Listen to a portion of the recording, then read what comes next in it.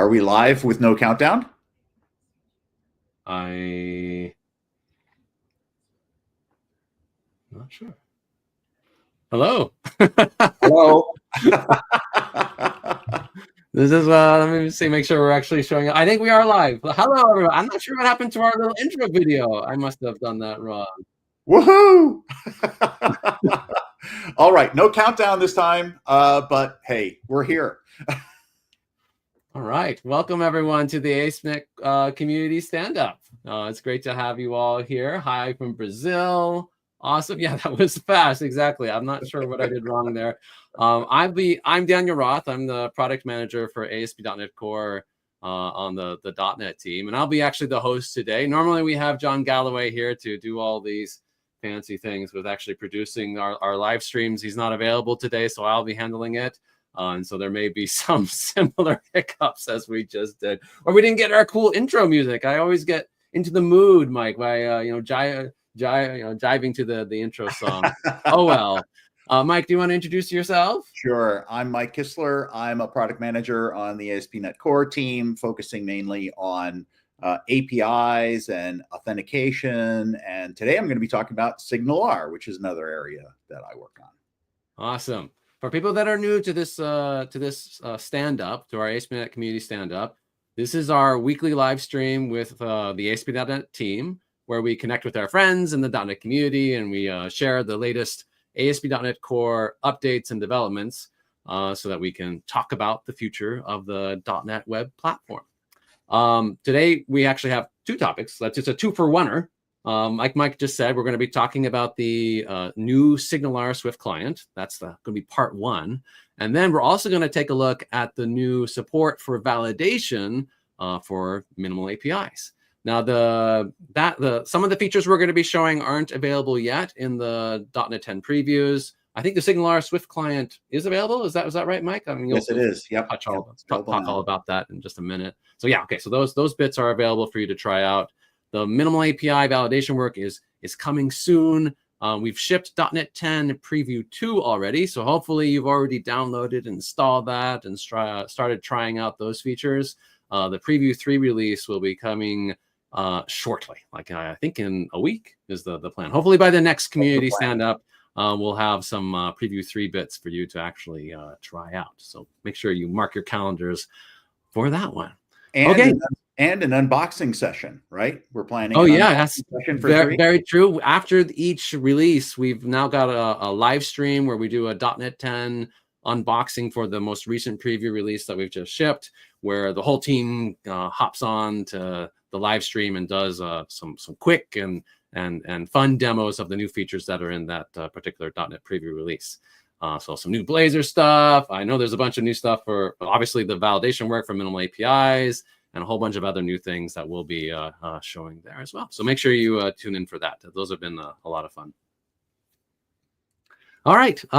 So I guess we should just get into it. Mike, do you want to kick it off and tell us a little bit about what's happening with SignalR? You bet. You bet. So as Dan mentioned, we're building a SignalR client library that you can use in your iOS applications to connect to SignalR.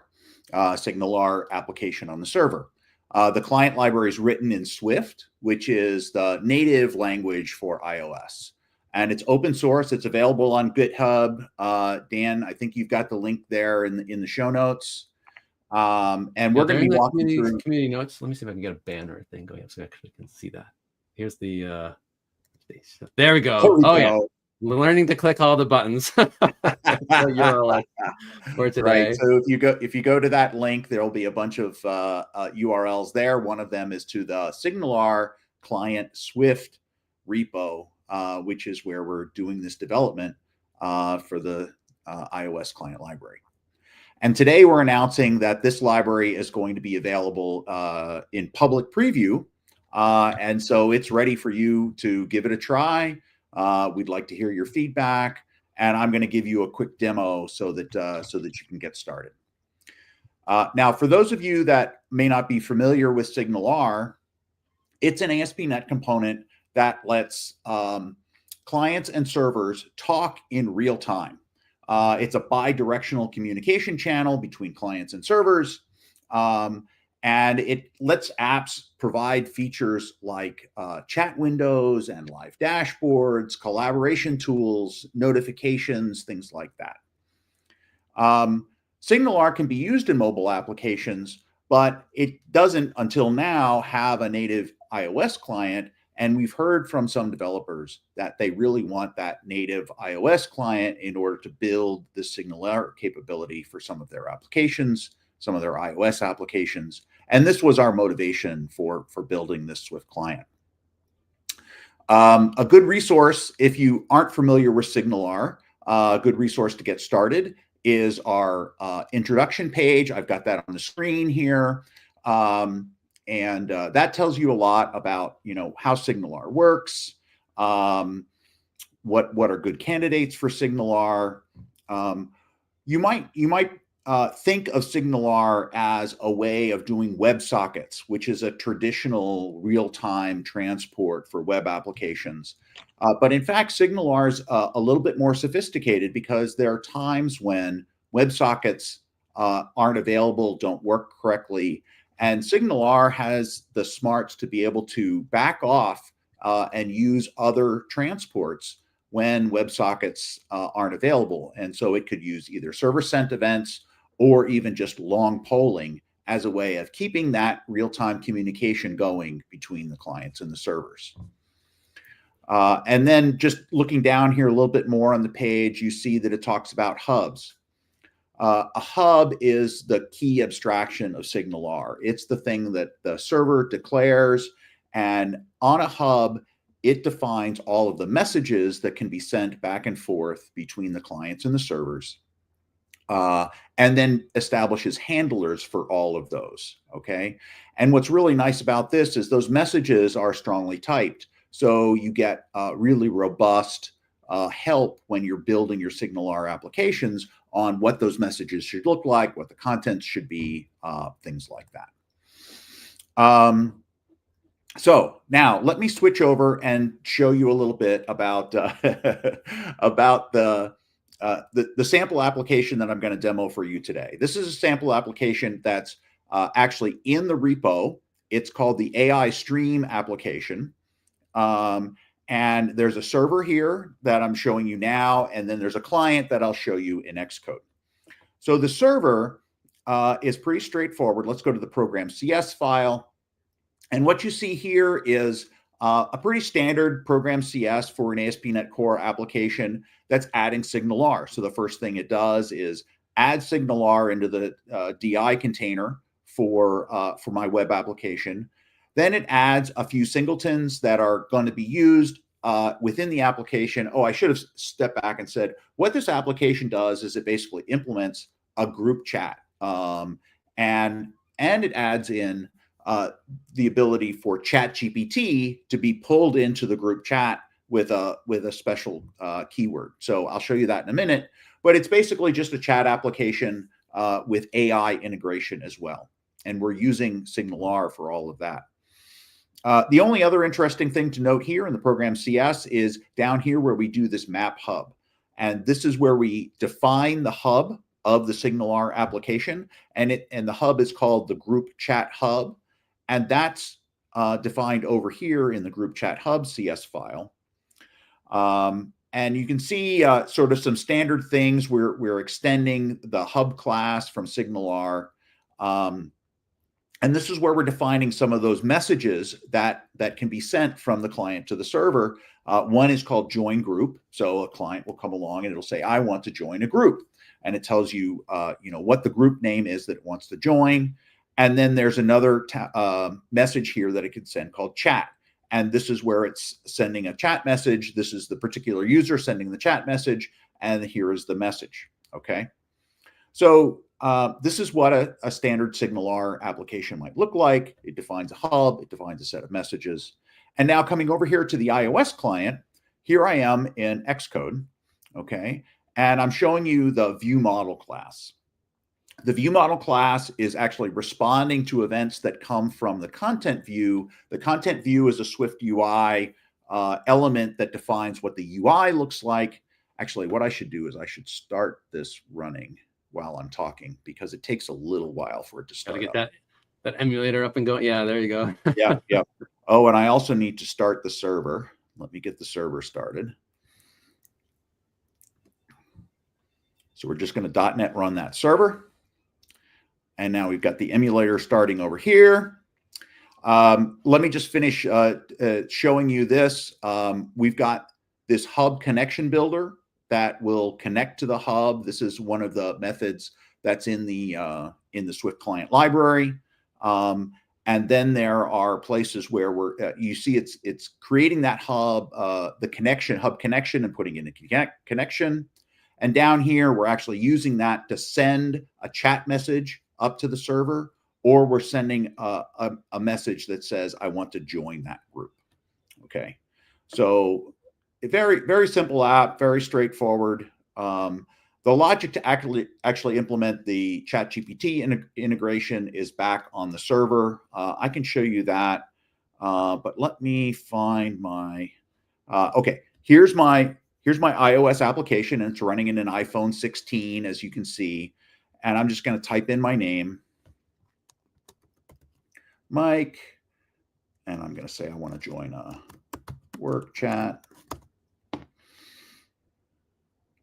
And then it puts me in the chat, and I can enter chat messages here like hello,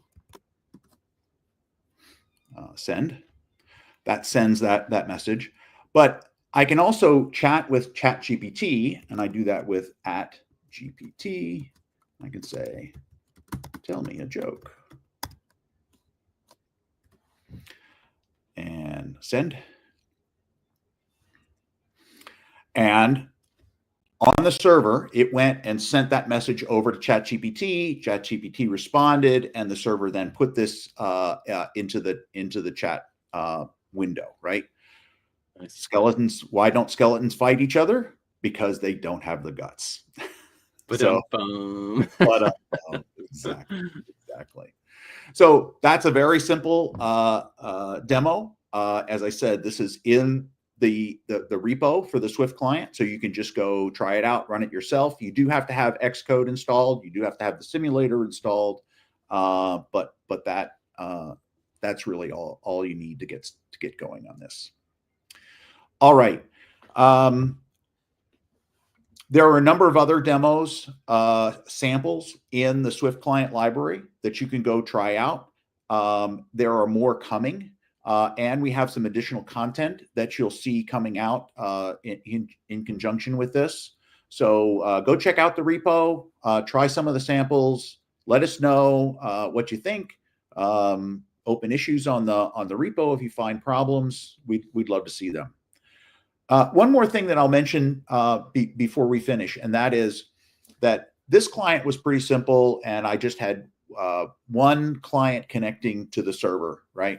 But you can imagine that if you have a popular application that is going to have lots of clients connecting, right, then one server might not be enough, right? You might need to actually scale that server out. And when you scale that server out, there's additional work that you have to do in your server-side application to make sure that all of the different servers are connected so that clients can see one. It's like, you know, imagine a chat, all of the clients being able to see all the messages of the other clients, right? And that's when you need something that's called a backplane in SignalR parlance. And one of the backplanes that you could look at is something called the Azure SignalR service. This is a service in Azure that you just provision, and you connect up your chat application to it. And some of the examples in this repo actually let you connect to a SignalR service. And that will allow you to scale out your application to cover as many clients as you need. That's it. Dan, were there any questions we needed to answer? There was some nice SignalR love in the chat. Some people using it in their apps. I don't know. Forgive me if I don't pronounce your name correctly. Yasar says that all of his projects, all of their projects, have to have some SignalR in it at some level, and they're excited to see a Great to hear. Great to hear. I don't see any other questions about the Swift client specifically, so I think we're good there. All right. All right.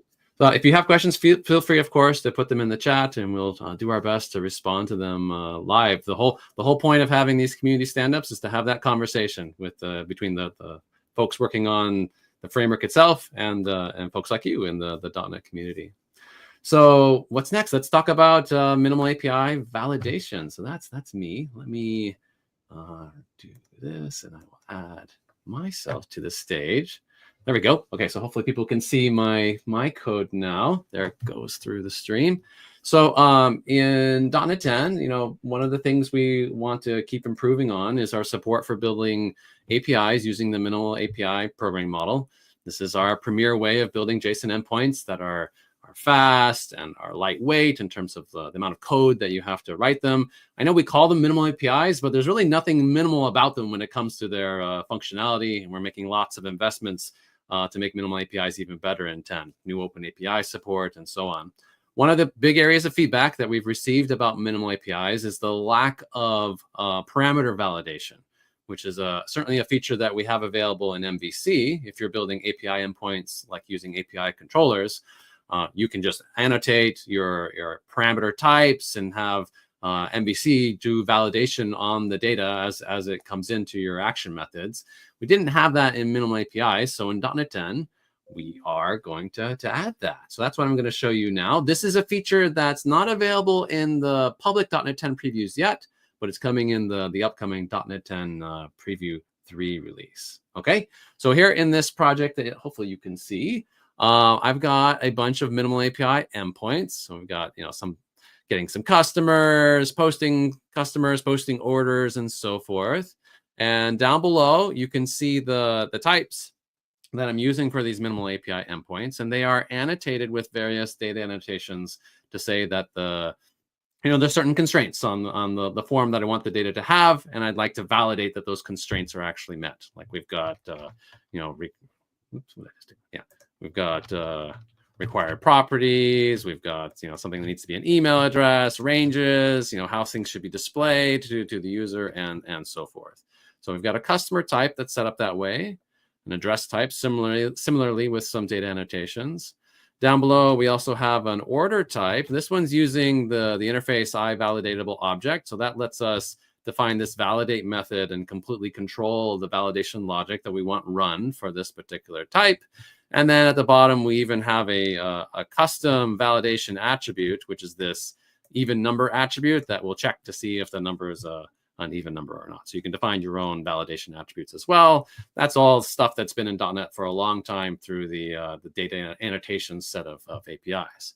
But what's great is that we can now honor those annotations and validate that that the data actually matches those validation rules for our minimal APIs. Now, to turn this on, it's really simple. All I had to do was add this one call, builder.services, add validation. And what that does is that actually sets up an endpoint filter for all my minimal APIs that will then run the validation logic so that we validate the incoming data. Okay, so let me go ahead and make sure I've got this. Do I have it running? I think I might. Yeah, that's the right one. So let's go ahead, and I've got an HTTP file set up where we can send some requests to these minimal APIs and see what happens. So this first one up top is just going to do a GET request to customers. So this should be a valid request, and everything works just fine. Now, there was a validation rule on the customer type.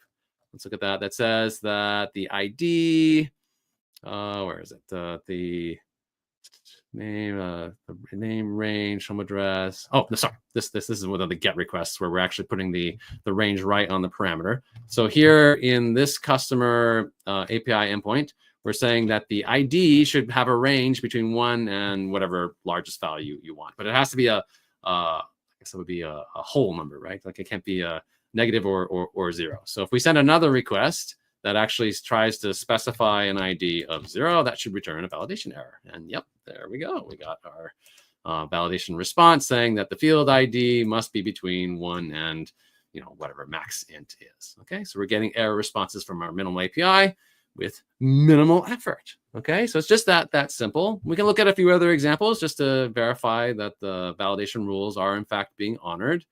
Here's another request that this is a post request to post a new customer. So here's where we're actually using that customer class. And if I send this one should be valid. There's nothing invalid about this this data structure.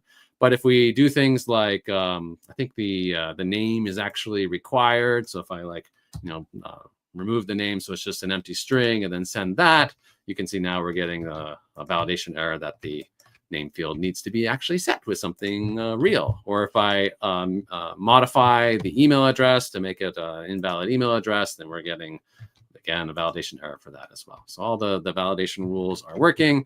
And if I put a valid request in there, then it should work fine. And it does. Okay, so all the normal declarative annotations are working with your minimal APIs.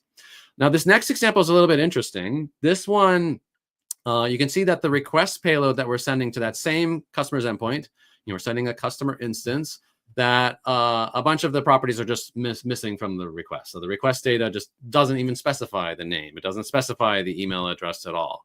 Now, if we go back and look at the customer type, you'll see that, yeah, we've got a data annotation to say that the name is required. So we saw that was working. Now that was actual parameter validation happening there. But notice also that we're using the C# required keyword on a couple of the properties on this type. So that's a little different. That's not a data annotation validation. That's something that like the compiler is going to like check to make sure that when you instantiate this object that you actually provide a name and an email. So you can imagine you might try to do both. But what's important to remember with parameter validation is that parameter validation happens on the constructed objects. Like you get an object into your minimal API delegate, and before we call your delegate, we run the validation logic on those objects. It doesn't run on like the raw JSON payload that's sent in the request. Like it's not doing request validation.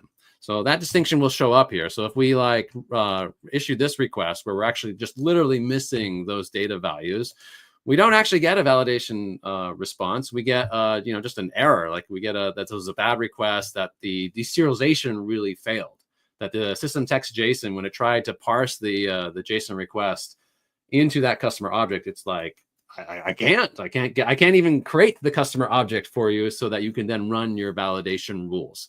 So that it's important to keep that distinction in mind. The parameter validation feature that we're introducing here is just about validating the constructed objects. If you have something else that happens before you even construct the object, then this doesn't really apply. This happens a little bit later. Okay, so that's important to keep in mind. Let's also make sure that we can do like iValidatable object. So this iValidatable object implementation on our order class is going to check that the quantity of our order is not 0 or negative. So you have to have at least some products that you're ordering to issue an order. So let's look at that one. So let's scroll down here to one of our order classes. Here we go. So this one's got a valid order. So this one should work just fine, and it does. And if we find one, here's an order where we're trying to order zero things. We should check to see if our iValidatable object implementation is working, and that's working as well as expected. Cool. The last one I wanted to show is that custom validation attribute. So here we have that even number attribute where we're checking to see if the number is actually even and not odd. And I believe we're using that up above for the product endpoint. Where is that one? That one is right here. So here whoops, I need to zoom in.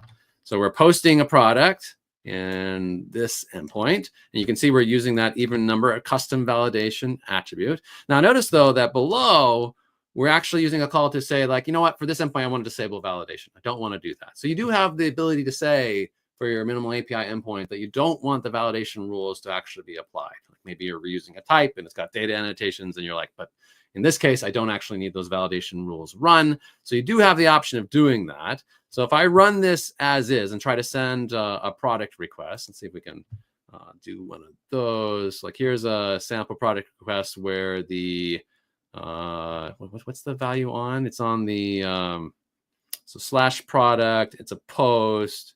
No, this one. So /product, it's a post, and we're sending the ID and the name. Let's see if I think that's one of these guys with the query string value. So we have this one's valid where the ID is actually a 2, so it's even. That one should work. And then if we scroll down a little bit, we've got this one. Oops.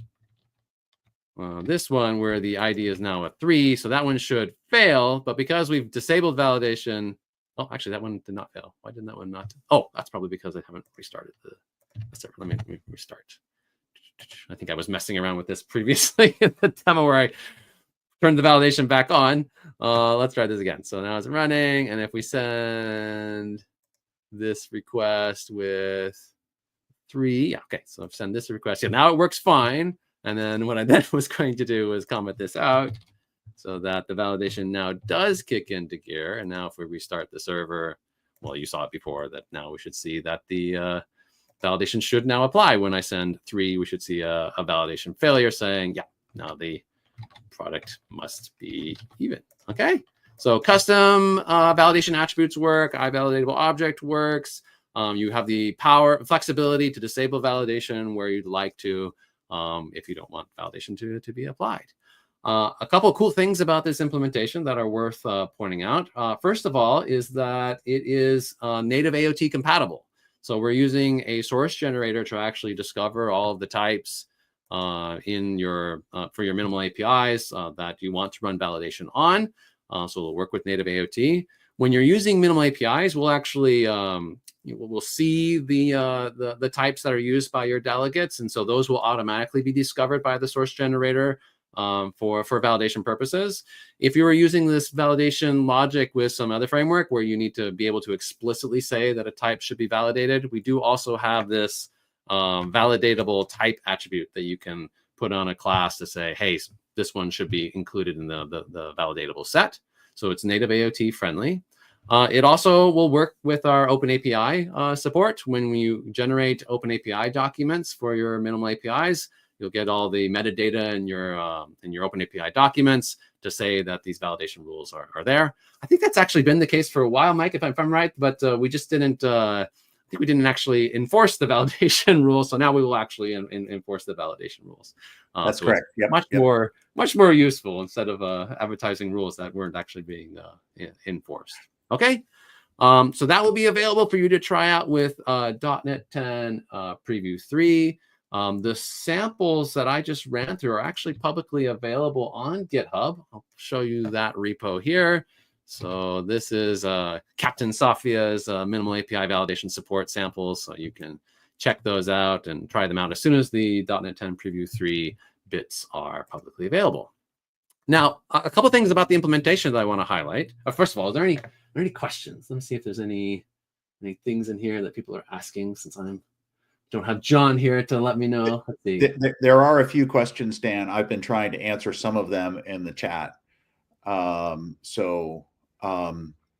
see what we got. Let's see this one. Are you planning to introduce something that at least returns parsing errors in the form of problem details? We were just talking about this, weren't we, Mike? Indeed. Yep. So yeah, we currently if you saw the response payloads, they are just application/JSON. We do support the problem detail spec in aspnetcore, and we do have an item to look at integrating the validation error responses here with that support. So there's an issue on the backlog that you can go find, and it'll probably be a couple months before we get a chance to really look at that support, but it is on our radar to look at. So yes. All right. And then what else do we got here? So this one was directed at you, Mike, but I'll bring it up. Mike, the errors in the demo still show the C# properties. Is it possible to display the actual JSON values? I know that's a long-standing issue with the way we handle validation in .NET. Like we were just talking about, the validation rules actually are done on the objects. They're not done on the JSON payloads, and so right. All the pathing is actually done with the object paths. I don't. Do you have anything you want to add to that?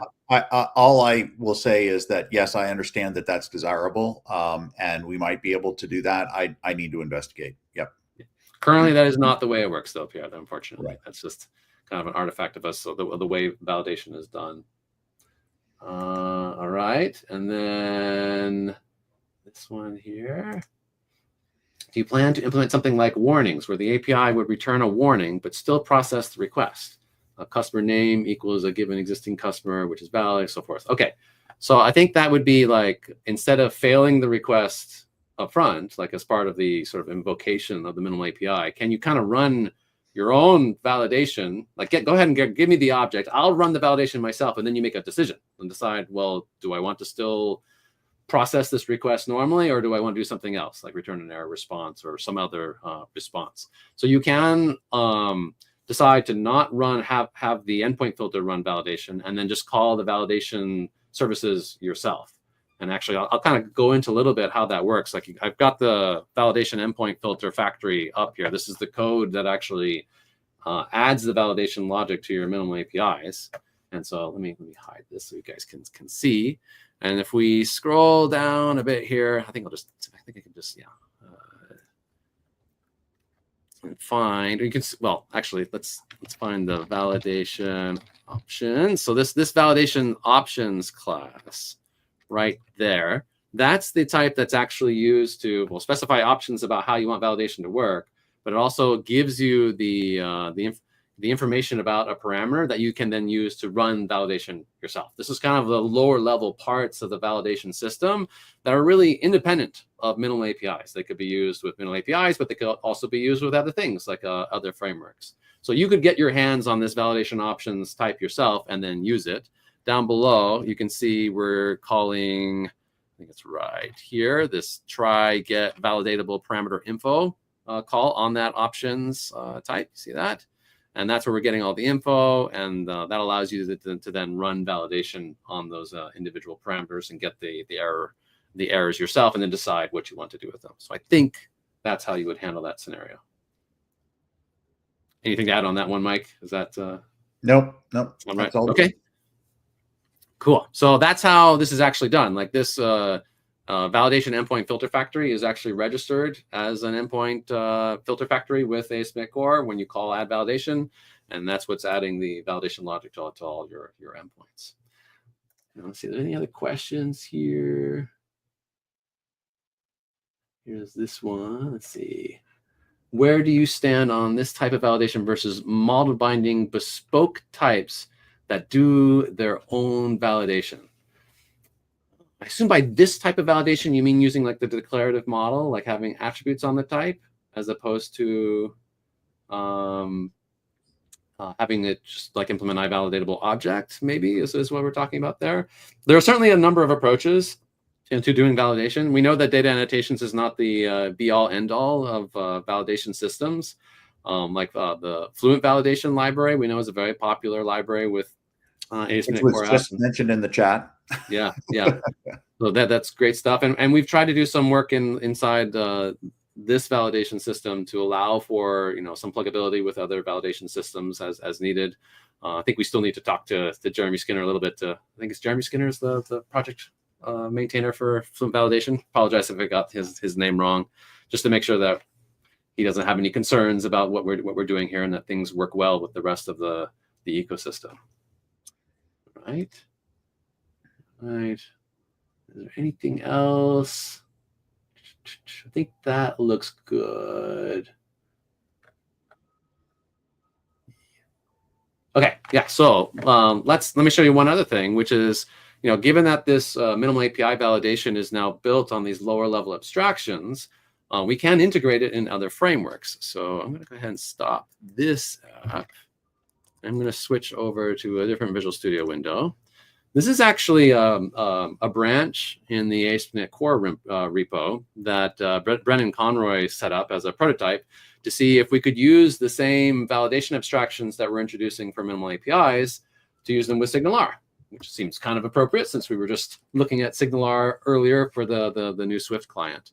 And so what he's done here, and by the way, this is prototype bits. This is not in the .NET 10 Preview 3 release coming up. This is something that we're exploring and investigating to see, first of all, making sure that the abstractions work, not just with minimal APIs, and also, where else could we light up this functionality?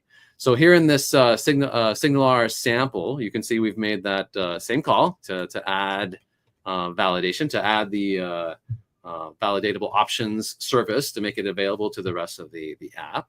And then in the default SignalR Hub dispatcher, this is the piece of code that handles actually calling your hub methods when you're defining a SignalR hub. You can see that we're getting the up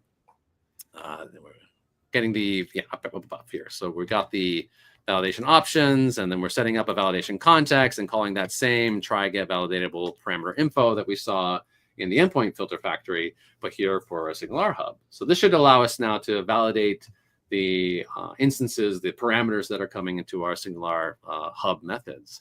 And so in the sample app, in the chat hub, we've got a couple of data annotations that are being put on the send method. So we're saying that the name should have a string length no greater than 10, and that the message, when you're sending a chat, it should be required. Like they should actually have a message. You can't send empty messages. So let's go ahead and see if we can run this. And this is prototype code, so we'll see if demo is going to work here.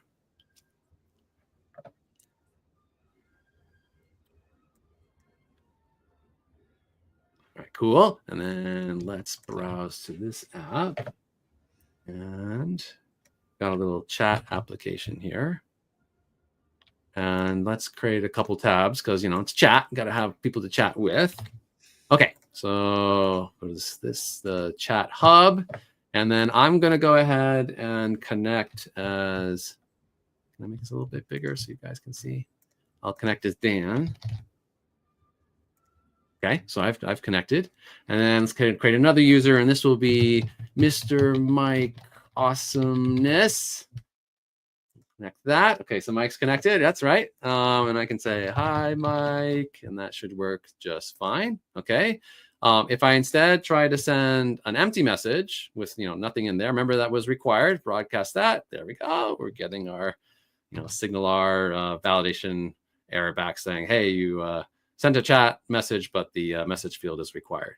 Similarly, if Mike tries to respond to me like, hi, Dan, then I think we should also get a validation error. And we do that. The maximum field name can only be 10 characters. Mike, sorry, you can't put all your awesomeness into this chat application. Okay, so that shows that this is possible. We're exploring whether or not this is something we could actually add to SignalR, potentially in .NET 10. We'll see. It's not officially on our roadmap, but it's something we're currently investigating. But at least the APIs are kind of proving themselves as being generally useful. I would also say, though, that we are investigating this for Blazor. So let me bring up this issue. Some of you who, if you've been following Blazor for a while, you might remember that a while back we added we have validation support already in Blazor using data annotations. There's a component called the data annotation validator component that you can put on your forms in Blazor, and that will run validation when a form submit happens. But it doesn't currently do like full object graph validation. It only does like the top layer, which is what data annotations basically does by default. It doesn't actually traverse. The traversal of the graph is really what the new minimal API validation logic is adding. So we built a preview of an object graph data annotations validator for Blazor like years ago, long time ago, and shipped that as a preview package. You know, we were exploring adding this to the framework, but we never actually did it. One of the reasons we didn't do it is because we really wanted the underlying functionality to be, you know, common, to not be something that was specific to Blazor or specific to ASP.NET Core. So it just never happened. But in .NET 10, we are planning to take the same validation APIs that are being introduced for minimal APIs, and instead of actually even having a separate validator component, we'll just incorporate them directly into the existing data annotations validator component so that you can get full object graph validation out of the box. So we won't be fixing exactly this issue where people are still asking us to please ship the old object graph data annotations validator, but instead we're going to do something I think is better. It's more natural, that we'll just update the existing component to use the new APIs, and you'll get that functionality. Nothing to show for this yet, but it's something we're investigating and working through, and it is expected to be delivered as part of .NET 10. Okay, that's what I wanted to show for minimal API validation. Yeah, let me remove this. Let's see if we got. There was a follow-up to the earlier question, Dan, on validation versus model binding. Let me see if I can find it. Who's the poster? Slickens 1033. 1033. Thank you. Slicken. Yeah. Okay. Let's see what we got here. I mean, using something like email address attribute from data annotations compared to model binding to an email address object specifically. Okay, interesting. So like if you have a string that you want to be an email address, that's what the email address attribute is for. If you have like a type that actually represents an email address that you've actually like shredded it into its parts or have some functionality associated with that, I mean, I'm trying to think. I don't know how to say what to say about that. Like often when you're dealing with validation, it's because the data is initially unstructured. And you're trying to get it into a structured form, and you want to validate that it actually meets that form before you do any parsing on it or doing any work with it. So my gut on this is that you actually want to validate that it's really an email address in syntactically before you do, create the email address object for it. So often, like as part of model binding, like in MVC, like as part of the model binding process, you're doing validation kind of together, like you're validating and model binding all at once. Although it usually is model binding first, and then you validate. So yeah, I suspect for the email address case specifically, you'll want to get the string and then know that it's an email address before you then do something like turning it into an email address object. But that sounds right to me. Feel free to disagree. Folks in the chat can correct me if I got that one wrong. What else do we got here? There were some questions about the Azure SignalR service. And we didn't talk about that very much. I did mention it, but Terry Blanc asked, would the setup be the same or similar? Yeah.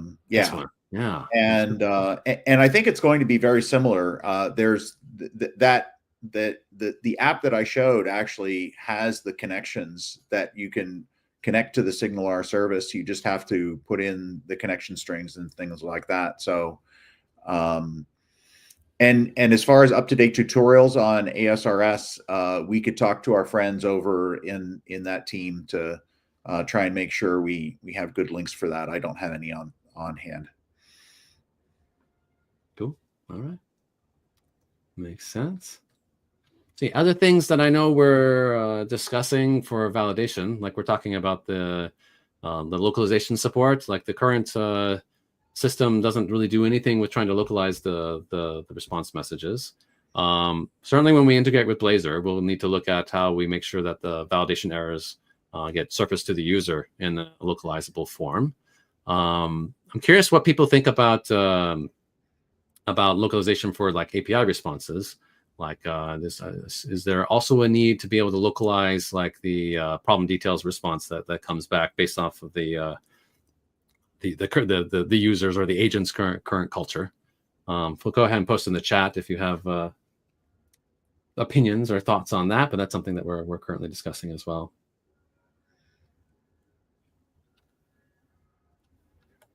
So some comment here from Fuli Snabel. I don't know. Apologize again for if we're mispronouncing your handles. We'd love to if more APIs localize these details. Okay, so there's someone who thinks that would be useful. Great. All right. Well, I think that's what we had to show to you today. That's it, folks. Look forward to the bits coming next week on Tuesday. .NET 10 Preview 3. We'll have our next community stand-up on the same day. So hopefully we'll be able to talk to those bits and show them at the same time. This is not the only place you can engage with us on the team. If you have questions or comments or suggestions or contributions you want to make, please come to our GitHub repo and open issues and start discussions. We'd love to chat with you there. Thank you for all that you guys do to support the ASP.NET Core community. And a quick question that we'll put in here. It's about whether or not we're going to have an auth-related community stand-up. And I believe the answer is an emphatic yes, right? Yep. Soon. Yep, that's in the plans. Yeah, I think in a few weeks we've got that one scheduled. I have to look at the schedule to see when that's coming up. But yeah, we're planning to do some discussion about our .NET 10 plans around auth, like passkey support and deep hop and these types of things. So look forward to that. Okay. Thank you, everyone. Let's see if I can end the stream with a proper outgoing video. I don't know if it just ends. Sorry, you'll have to just think of the music in your own heads. Have a good rest of your week. Thanks, everyone.